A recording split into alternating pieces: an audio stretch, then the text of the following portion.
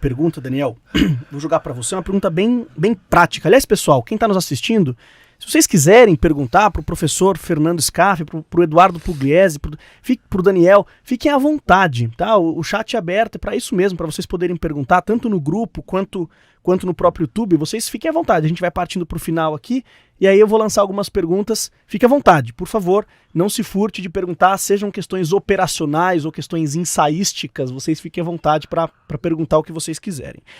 Daniel, o Antônio Porcelli disse o seguinte, como é que a gente faz essa reserva de investimentos?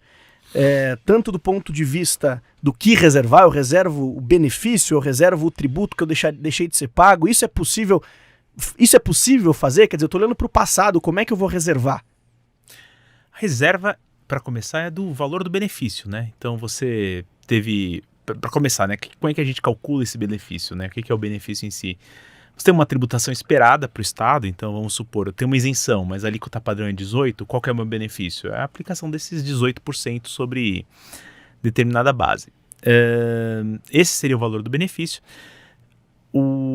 E é exatamente esse o valor que vai ser o valor da reserva, né? Então, muitas empresas já têm essas reservas constituídas, reservas de lucro por outros motivos, e seria, muitas vezes, fazer a troca, né, dessa etiqueta da reserva de lucro, né? Evidentemente, uma empresa começar hoje, de repente, a partir de hoje, tal operação começou a ter isenção. A partir daí, a empresa pode começar a constituir sua reserva, mas muitas vezes a gente olha para o passado, faz uma análise pretérita dos últimos 5 anos. Eu acho que uma boa forma de resolver isso é mudando a etiqueta, né? Que está sob aquela reserva aquela reserva de lucro. De vez uma reserva de lucro genérica, uma reserva de lucro por conta de subsídios tributários.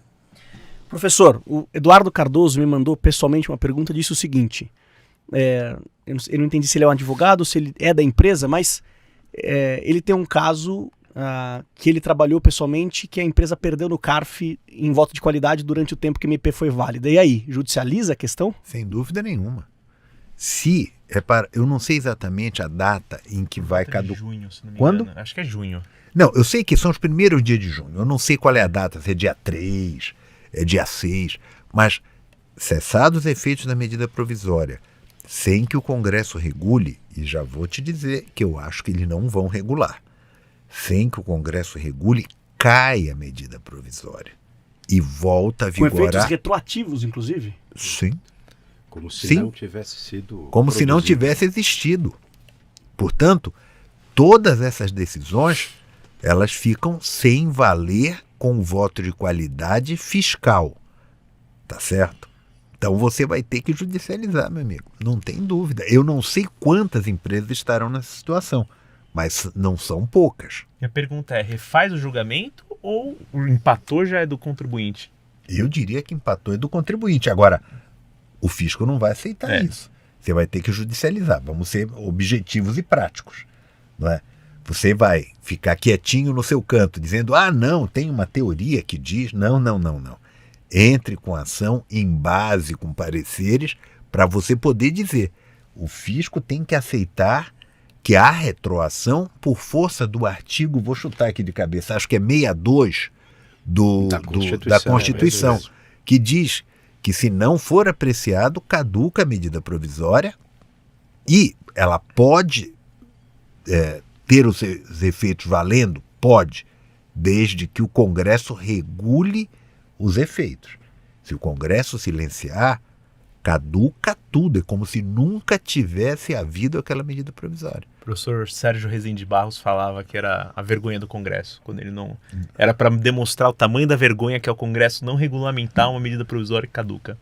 Então esse desfazimento era para evidenciar essa vergonha. Mas cá entre nós, se a gente for olhar, eu não tenho memória de quantas vezes o Congresso regulou. Eu te diria que muito poucas, mas eu estou citando de memória, tem que fazer um levantamento. Então eu acho que não regulará. E acho que não passa também. Tanto que transformou em projeto de lei para debate. Portanto, quantos votos de qualidade pró-fisco foram utilizados no último ano? Vamos lá. Quantos? 10? 100? Estas empresas, quantas forem, terão que judicializar para dizer vale o julgamento pró-contribuinte, empate pró-contribuinte. Aliás, eu acho que empate é pró-contribuinte desde antes dessa medida provisória. É claro que a gente não tem tempo de contar essa história toda, mas isso é a gênese do voto de Minerva. O voto de Minerva era empatando, o contribuinte, o acusado já ganhava direto. Isso está na gênese dessa discussão, tá certo? Mítica, mitológica.